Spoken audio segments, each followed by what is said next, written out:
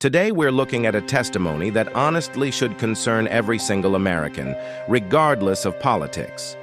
A U.S. citizen, someone born here, living here, raising a family here, says she was violently detained by ICE. And that raises a massive question. How is an agency designed to handle immigration enforcement detaining American citizens? This isn't just a mistake. This isn't just a mix-up. This is exactly what civil rights advocates have been warning about for years.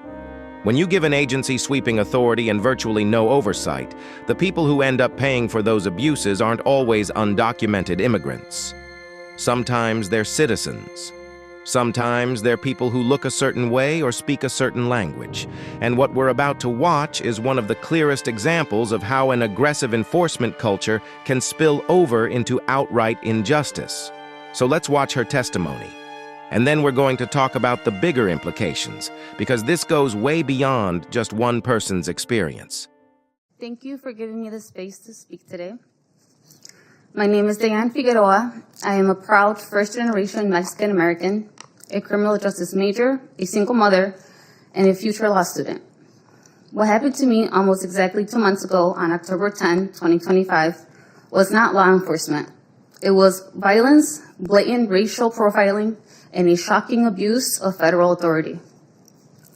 That morning, I kissed my son goodbye and watched him walk into school, never imagining that it would be what felt like days before I felt safe again.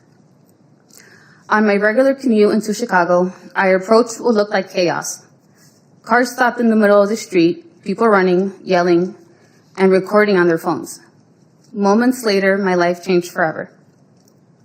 A silver SUV with double tinted windows suddenly swerved into my lane and struck my car. The driver's face was almost entirely concealed. Hat, dark tinted glasses, and a face mask. He made no gesture, no signal. Before I could even process what was happening, his passengers, other masked men, jumped out with guns drawn and aimed directly at me. They ripped open my door. One of them screamed in my face, demanding that I get out, yet never identifying himself, never asked me for my ID, and never told me where I was being detained or why. They never read me my rights. Instead, I was violated. These tough guys violently dragged me out of my car, yanked me by my feet, and ripped the phone out of my hands. Beaten, bleeding, and barefoot, I was thrown into a red van. I begged them to tell me who they were and where they were taking me. No one answered. I was shoved into the edge of a third-row seat, no seatbelt, suffocating body heat, and no air conditioning. I was wedged between two terrified Latino men who did not speak English. We were all handcuffed, unsecured, helpless, and I went into a full panic attack. While I was shaking, crying, gasping for air, and banging my own head against the window, screaming for help, hoping someone from the outside could hear me, they raised their phones and began to photograph me. Two more masked men in full black tactical gear, carrying professional cameras, had been circling me from the beginning, documenting my terror. Where those images ended up, only God knows. I was not treated like a human being, and I was certainly not treated like a U.S. citizen, but I was preyed upon. They were proud to have captured me.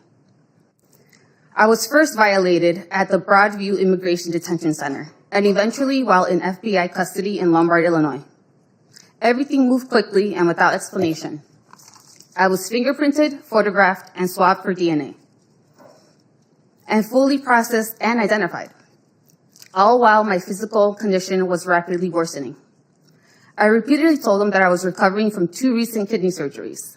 No one took it seriously until I began to pee blood. I begged for help, for a phone call, a lawyer, for water, bandages, anything to ease the pain. Instead, I was laughed at and thrown into a filthy jail cell. The toilet available for me was under direct surveillance. With no privacy, no dignity, and unbearable pain, I had no choice but to use it.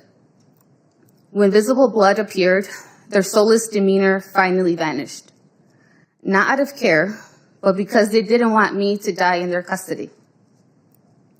While I was being kidnapped, my family and friends were desperately trying to find me, contacting the members of our inner circles, elected officials, civil rights organizations, and legal advocates. They did not know whether I was being killed, kidnapped, or trafficked. Hours later, I was finally allowed to access my phone again by the heroic paramedics. My cut, trembling hands could barely type, but I managed to send a message at 2:07 p.m. in an ambulance. Within seconds, my boyfriend replied with something that stunned me: a photo of the very Village of Lombard ambulance I was inside of. Their determination, love, and the refusal to stop searching are the only reasons I was not lost entirely. Like the hundreds of people, including children, who had been reported missing from the ICE locator system since these domestic terrorizations began in our country.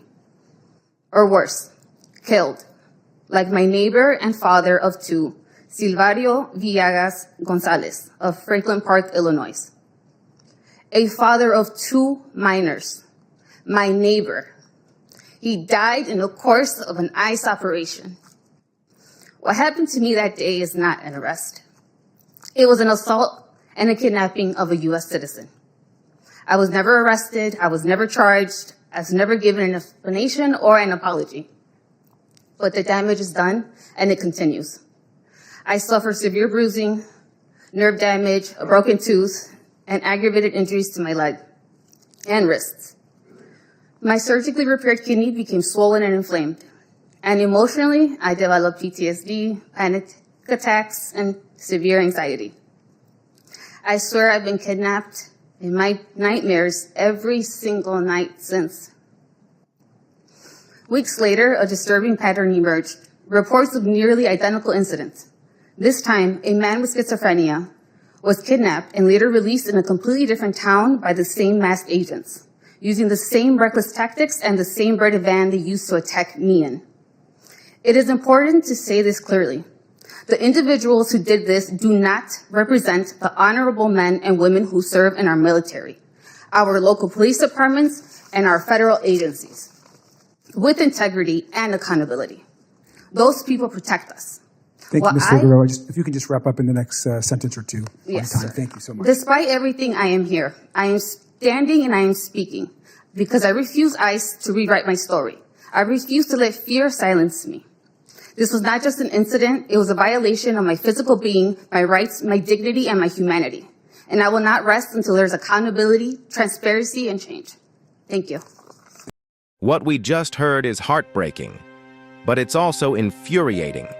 Because if her account is true, and there is absolutely nothing in her testimony that sounds exaggerated or unrealistic, then an American citizen was profiled, targeted, detained, and physically harmed by an agency that did not even have the legal authority to take her. That's not just bad policy. That's not just an accident. That is a violation of civil rights. And stories like this aren't isolated. There have been documented cases of U.S. citizens wrongfully detained by ICE, people held for days or weeks because of clerical errors, racial profiling, or because someone in the system assumed they weren't American enough. And let's be honest, if this can happen to her, it can happen to anyone. This is why so many activists, lawmakers, constitutional scholars have been calling for serious reform or even dismantling of ICE. Because an agency that can detain a citizen without cause is an agency operating outside the limits of democracy. No one should have to fear being taken by their own government. No one should be violently detained simply because of their ethnicity, their neighborhood, or how they look. Her story matters because it exposes exactly how fragile our rights are when an agency with too much power goes unchecked. Let me know what you think in the comments. Should ICE face major reforms? Should they lose authority until there are safeguards to protect citizens? Or are we looking at a deeper systemic problem that needs to be addressed from the ground up? Thanks for watching. Stay informed, stay vocal, and I'll see you in the next one.